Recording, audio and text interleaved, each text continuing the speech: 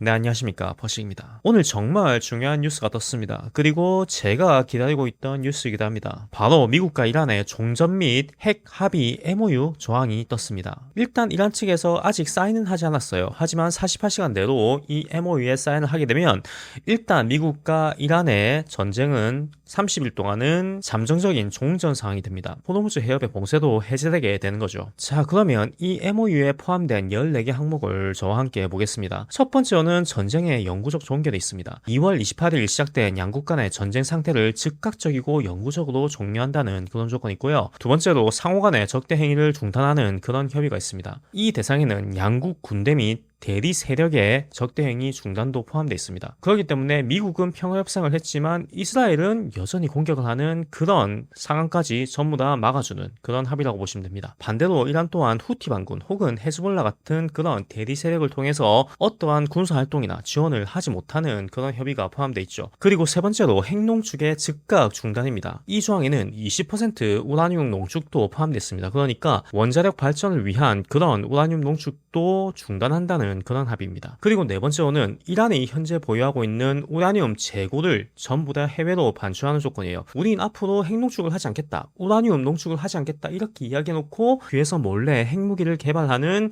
그런 상황을 원천적으로 차단하기 위한 그런 조약이라고 보시면 되고요. 그리고 다섯 번째로 국제원자력기구 IAEA 사찰단의 무제한적인 접근을 허가하는 그런 합의도 포함되어 있습니다. 그리고 여섯 번째는 핵개발 금지기간 설정이 되어 있는데 이란이 앞으로 12년에서 15년 동안 핵무기 개발 활동을 전면적으로 금지하는 핵개발 금지기간을 설정하는 그런 합의를 포함했습니다. 그리고 일곱 번째는 호르무즈 해협의 완전 개방, 그 외에는 여러분이 예상할 수 있는 그런 조약이 포함되어 있어요. 경제 제재를 해제한다거나 혹은 해외에 동결되어 있는 자금을 반환시켜준다거나 지금처럼 후티 반군이나 헤즈볼라 같은 그런 무장 조직에게 지원을 하는 것을 금지하는 그런 조약이 포함되어 있습니다. 물론 이란 측에서 이 MOU에 사인을 한다고 해서 미국과 이란의 전쟁이 종전되는 게 아닙니다. 일단은 30일 동안 세부 사항을 다시 한번 조율한 이후에 최종적으로 이 조약을 확정하기 위한 그런 장관급 회담을 제3국에서 개최하기로 그렇게 약조가 되어 있는 상태이고요. 이 서류가 언론에 공개되었다는 것은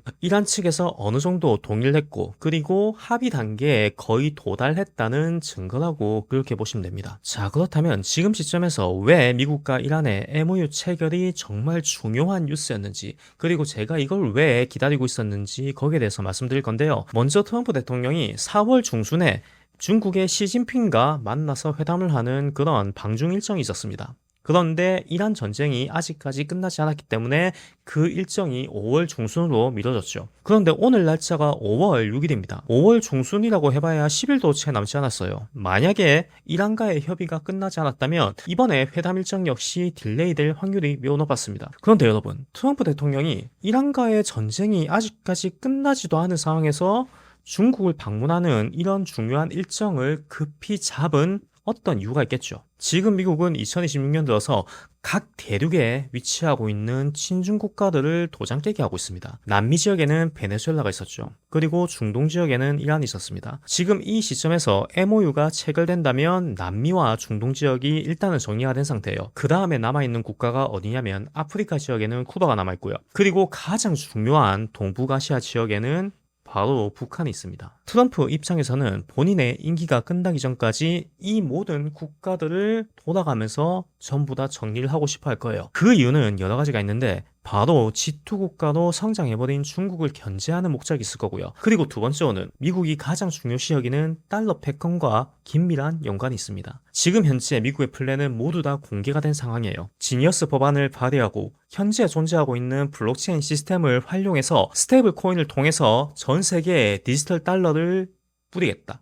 이게 현재 미국의 플랜인데, 그런데 이런 디지털 화폐로의 전환에 가장 걸림돌이 되는 국가가 한 군데 있습니다. 그 국가는 다름 아닌 북한입니다. 현재 암호화폐 시장에서 발생하는 해킹 사고의 50% 이상이 바로 북한 해커가 저지르고 있는 그런 해킹 범죄입니다. 북한을 제외한 다른 국가에서 발생하는 그런 해킹 사고는 미국의 자본주의라는 커다란 틀 안에 들어가 있는 국가이기 때문에 미국이 외교적인 방식을 통해서 그 나라의 정부와 소통하거나 혹은 제재를 가하면서 그거를 어느 정도 해결할 수 있었어요. 그런데 현재 북한은 미국의 자본주의 틀 안에 완벽하게 벗어나 있는 그런 세계에서 몇 안 되는 국가 중에 한 개입니다. 미국이 금융 제재나 혹은 외교적인 어떤 소통을 통해서 해결할 수 있는 그런 국가가 아니란 거예요. 그러니까 현 시점에서 미국이 디지털 달러로 전환하기 위한 가장 큰 걸림돌은 중국보다 북한이 오히려 더 큰 걸림돌, 더 큰 골칫덩어리가 된다는 거죠. 그런데 문제는 베네수엘라나 이란처럼 미국이 군사적으로 북한을 압박하는 그런 전략은 할 수 없습니다. 왜냐하면 현재 북한은 핵무기 보유국으로 이미 인정을 받은 국가이기 때문입니다. 그렇기 때문에 지금 시점에서 미국이 북한을 압박하기 위해서는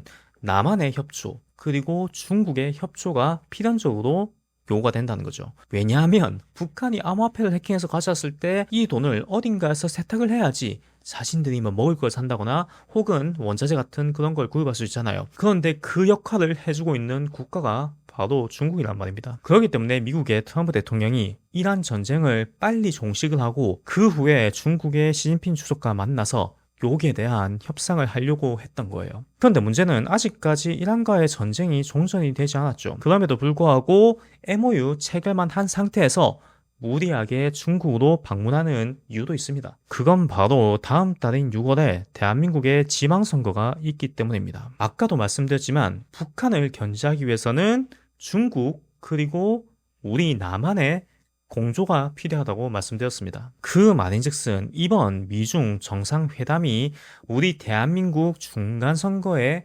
결과에도 지대한 영향을 미칠 수 있다는 거예요. 2025년 이재명 정권이 들어선 이후로 지금까지 가장 큰 업적은 여러분은 뭐라고 생각하시나요? 그건 바로 대한민국 주식시장 코스피 지수를 부양하는 데 성공을 했다는 겁니다. 정권이 바뀌고 불과 1년 사이에 지수가 3배가 증가했습니다. 자, 그런데 여러분, 이렇게 주식시장을 부양해서 국민들의 민심을 얻고 표심을 얻는 그런 방식은 어느 국가에서 많이 본 그런 전략처럼 보이지 않습니까? 일단 이런 방식은 중국의 방식은 아닙니다. 전형적인 자본주의 국가, 미국의 방식이죠. 미국이 다른 국가를 지배하고 컨트롤하는 방식은 그 국가를 식민지화 시키는 방법이 아닙니다. 그 국가에 미국식 자본주의를 주입시키는 그런 방식으로 다른 국가를 통제하고 컨트롤하고 본인들의 패권을 유지하는 그런 방식을 택했습니다. 그렇기 때문에 100년 넘게 미국이 이 자본주의 시스템을 이용해서 전 세계 패권 국가로 자리 잡을 수 있었던 거예요. 자, 그렇다면 현재 코스피에 유입되고 있는 외국인 자금, 이 자금의 전체 지분은 어느 국가가 가장 많이 차지하고 있을까요? 일단 첫 번째로 중국은 아닙니다. 중국은 외국인 자금의 전체 비율의 5% 정도밖에 되지 않아요. 지금 현재 코스피를 지탱하고 있는 외국인 전체 자금 중에서 과반수가 넘는 무려 52%가 영미권에서 흘러 들어온 그런 자금입니다. 그러니까 지금 여러분이 보고 있는 코스피 7000이라는 이 숫자는 대한민국 정부의 주식 부양 정책, 그리고 때마침 붐이 발생한 AI 산업의 발전도 있겠지만 영국과 미국의 유동성 지원이 이런 어마어마한 수치를 달성하는 데 큰 도움을 줬다는 겁니다. 만약에 지금의 코스피 지수가 지방선거까지 쭉 이어지면 이번 지방선거는 민주당의 압승으로 끝이 나게 되겠죠. 그런데 만약에 지방선거를 몇 주 앞둔 그런 시점에서 갑자기 외국인 자금이 이탈하고 코스피 지수가 점점 꺼지는 게 눈에 보인다면 현재 코스피 지수 그리고 이재명 정권의 정책이 거품이었다는 그런 여론이 점점 형성되게 될 겁니다. 그리고 이런 선거 결과에 영향을 주는 것은 단순한 주식 지수뿐만이 아닙니다. 중국이 다른 국가를 통해서 학습해놓은 정말 많은 기술들 그리고 많은 데이터베이스가 있습니다. 어떤 거에 대해서 여론조작, 댓글 부대 활용, 그리고 선거 개입 같은 다양한 방식으로 지방선거 결과를 이렇게 휘두르려고 그렇게 시도를 하겠죠. 물론 지금 시점이 정치적으로 매우 예민한 그런 선거철이기 때문에 제가 조금 말조심을 해야 될 그럴 필요가 있습니다. 저도 유튜브를 하면서 자살당하고 싶은 생각은 없기 때문에 전 세계 최강국 2개 국가를 모두 적으로 돌릴 그럴 마음은 전혀 없기 때문에 이 정도 이야기했으면 여러분이 충분히 이해를 하셨을 거라고 그렇게 믿고 있어요.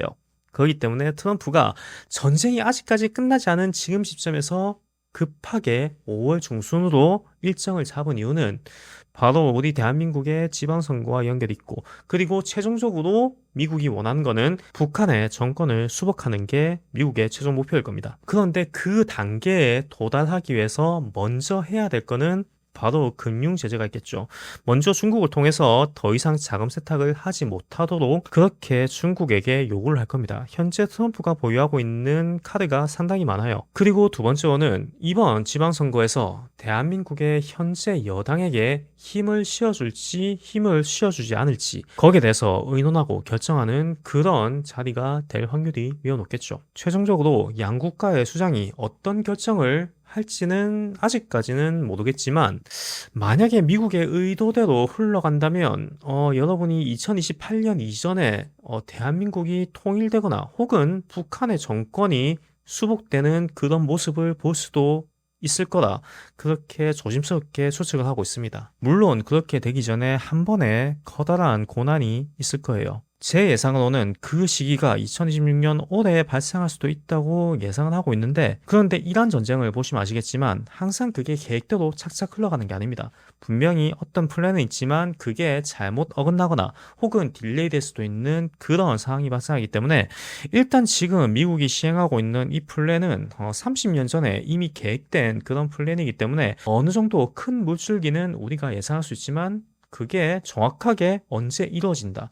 요게 대한 확신은 함부로 하면 안 되겠죠. 자, 그러면 정말 흥미진진하게 진행되고 있는 글로벌 정세, 그리고 지정학적인 그런 변화인데, 남미와 중동 지역이 어느 정도 정리가 됐으니까, 앞으로 우리가 살고 있는 이 동북아시아 지역에 어떠한 거대한 변화가 있을지 그런 부분을 저와 여러분이 함께 예측을 하고 그리고 대비를 하는 그런 중요한 시기가 도래했기 때문에 저도 그 타이밍을 놓치지 않고 계속 공부를 하고 여러분에게 정확한 정보를 드리기 위해서 그렇게 노력하겠습니다.